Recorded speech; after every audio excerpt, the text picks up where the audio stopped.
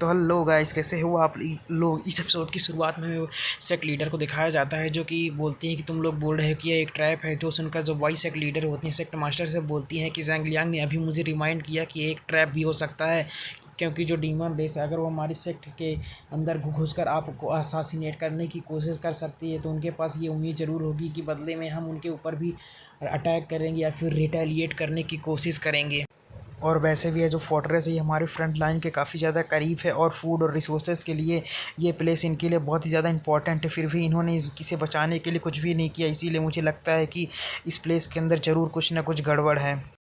तभी जो कि किंगलिंग होती है वॉइस सेक्ट लीडर से बोलती है कि सेकंड सिस्टर आप तो सच में काफ़ी ज़्यादा सिंपल है, क्योंकि ये बेकार इंसान जो भी बकवास करता है आप सच में उसके ऊपर विश्वास कर लेती हो। और केगलिंग की ये बात सुनकर जो ज़ैंग लियांग होता है बोलता है कि हमें हमेशा केयरफुल रहना चाहिए, क्योंकि ये सिचुएशन सच में काफ़ी ज़्यादा स्ट्रेंज है और बेटर यही होगा कि हमें पहले यहाँ से लौट जाना चाहिए और कोई परफेक्ट प्लान बनाकर हमें यहाँ पर फिर से हमला करना चाहिए।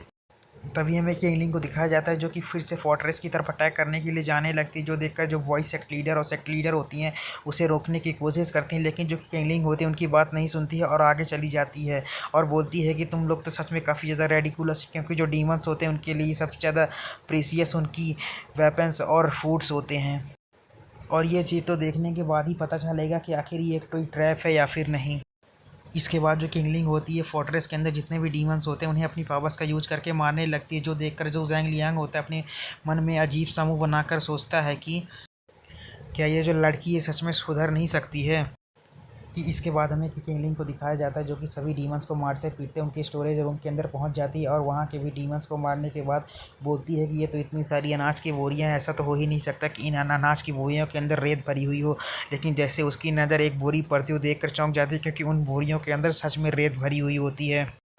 तभी हमें बाहर का सीन दिखाया जाता है जहाँ पे जो वॉइस सेक्ट लीडर होती है बोलती हैं कि आखिर ऐसे समय पर जो सैंड स्टॉर्म है वो कैसे आ सकता है। जो सुनकर जो ज़ैंग लियांग होता है बोलता है कि सैंड स्टॉर्म तो ठीक है, लेकिन आखिर वो क्या चीज़ है जो हमारे ऊपर है। और जैसे जो वॉइस सेक्ट लीडर और सेक्ट लीडर ऊपर देते हैं चौंक जाती है और हमें दिखाया जाता है जो ऊपर आ रहा होता है वो कोई और नहीं बल्कि एक फायर एस्टेरॉयड होता है।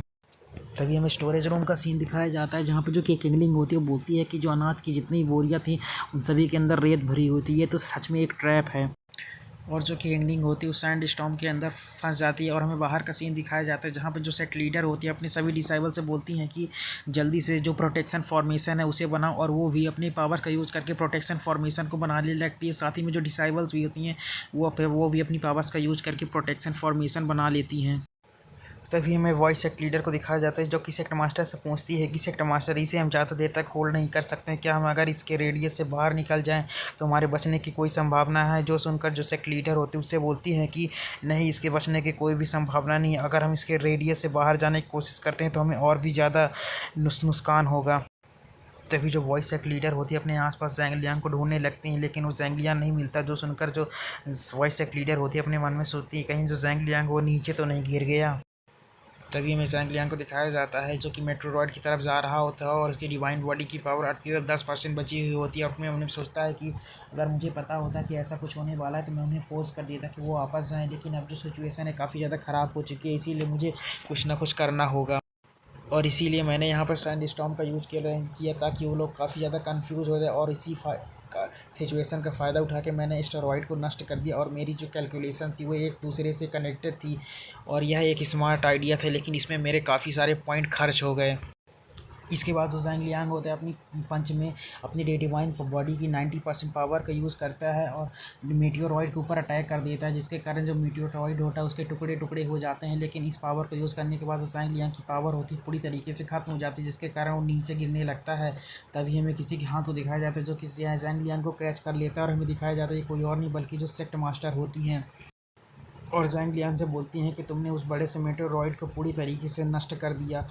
और सेक्ट मास्टर को ऐसा देखने के बाद जो ज़ैंग लियांग होता है एक स्वर जैसा मुंह बना लेता है और सेक्ट मास्टर को घूरने लगता है, लेकिन जो उसकी जो डिवाइन बॉडी होती है उसकी जो पावर होती है बहुत ही तेज़ी से फिर से रिचार्ज होने लगती है। और इसी सीन के साथ जो हमारा एपिसोड होता है वो ख़त्म हो जाता है।